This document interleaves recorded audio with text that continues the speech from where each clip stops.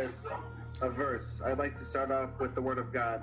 Matthew 25, paraphrasing, what you do unto the least of them, my brethren, truly you do unto me.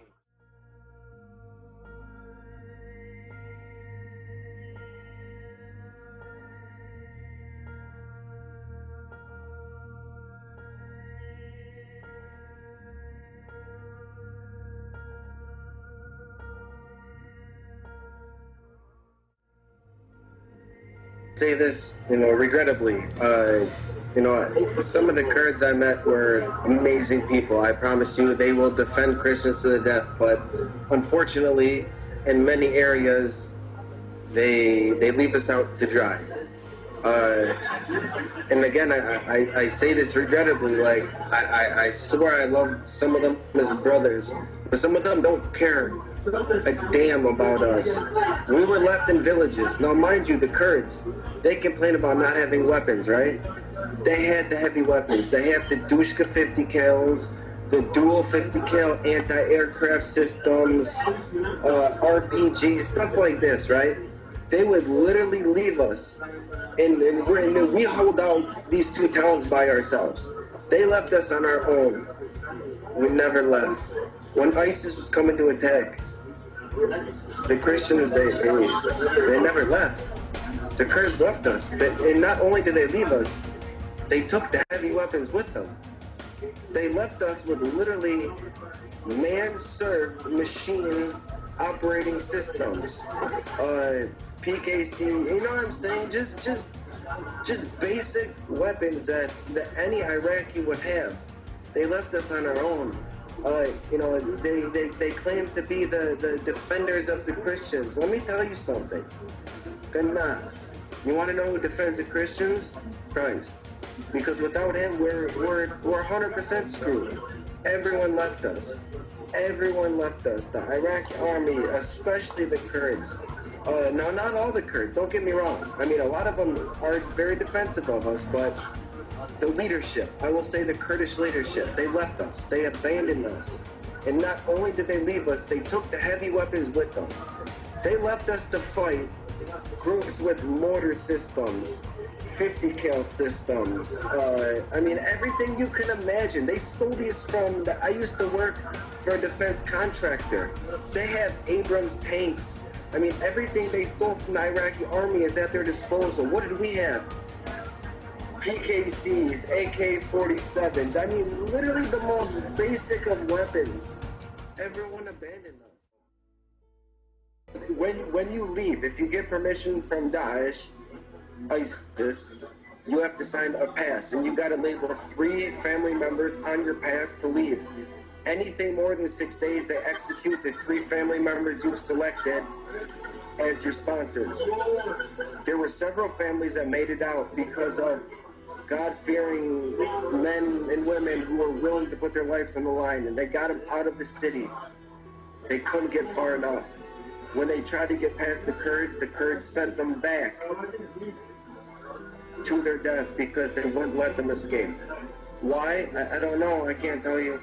I also can't say all Kurds are like this. I promise you they're not. But what I can say is that people aren't helping us. They're not.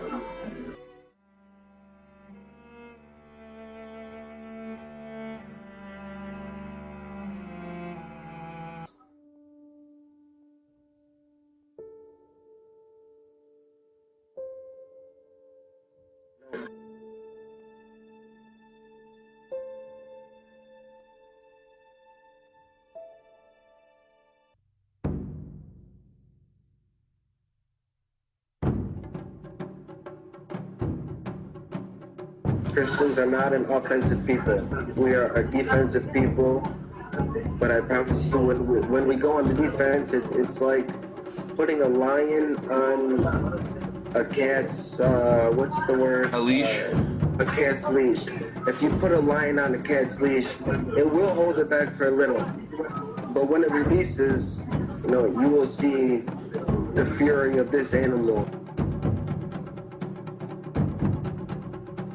One thing you have to know about ISIS is, they literally are a thief in the night. They are cowards. The The only reason they're as strong as they are today is because the media. They are not what the media makes them out to be, I promise you. They love to attack at night. They love to attack in the dusk. You know, how do you make it people care in the first world? You know, they go to work, they have Mercedes, they have a BMW, they have a nice house. What do they want? What do they want? Do you know why I cry? I don't cry because my friends died. I mean, in this I rejoice. I rejoice in the Lord. But why I cry is because people want a nicer car. People want a bigger house.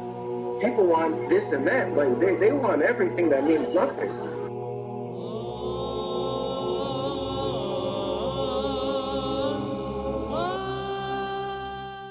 Greater love hath no man than this, that a man lay down his life for his friends.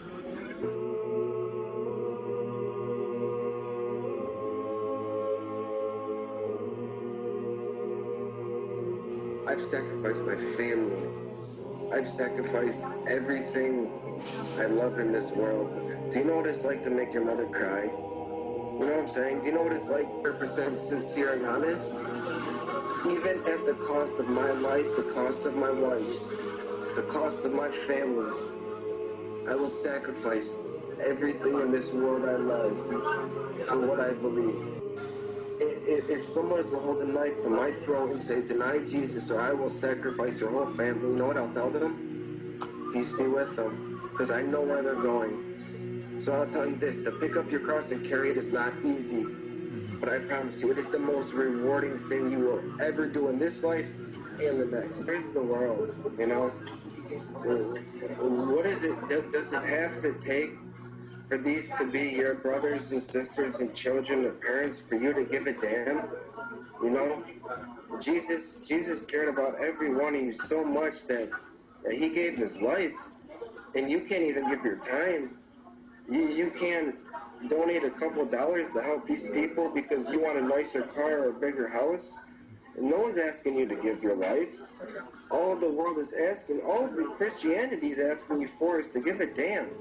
It's not much. I mean, well, what do you need? Do you need to see your child getting cut up? Do you need to see your wife getting raped by a group of men and then sold to the next group of men to be raped all over again for you to care? I mean, I don't know what it's going to take, but it's already been too much, you know?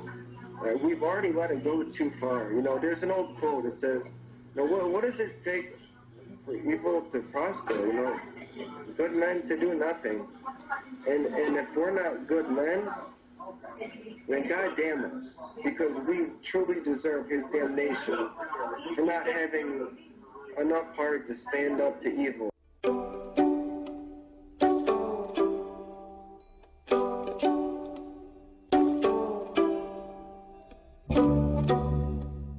All of the valiant activities you guys were doing, out of all of them, what is the most memorable for you as far as combat goes?